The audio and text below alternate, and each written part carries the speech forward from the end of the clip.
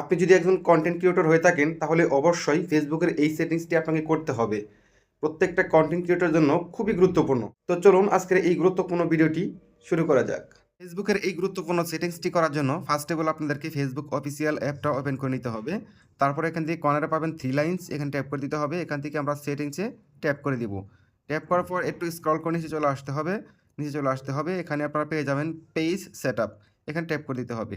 Tap করার পর এখানে নতুন একটা অপশন যুক্ত আছে, দেখতে পাচ্ছেন যে পেজ টাইপ, এখানে ট্যাপ করে দিতে হবে। ট্যাপ করার পর এখানে দেখতে পাচ্ছেন বিজনেস আর একটা হচ্ছে ক্রিয়েটর। আমি অলরেডি ক্রিয়েটর, এই জন্য কিন্তু ক্রিয়েটরটা সিলেক্ট করছি। এখানে বিজনেস দেওয়া থাকলে কিন্তু আপনি আপনার ফেসবুক থেকে একজন কন্টেন্ট ক্রিয়েটর যে সুবিধা পাবে সেই সুবিধাটা কিন্তু পাবেন না। সো আশা করি বুঝতে পারছেন। অবশ্যই এটা খুবই গুরুত্বপূর্ণ। যেহেতু আমি কমপ্লিট করে রাখছি, আপনার উপরে থাকবে, এটাকে নিচে সিলেক্ট করে দিবেন। তারপরে যে নেক্সট দিলেই কিন্তু এটা কমপ্লিট হয়ে যাবে। সো অবশ্যই কন্টেন্ট ক্রিয়েটর যারা আছেন এই সেটিংসটি করে নেবেন। That's it.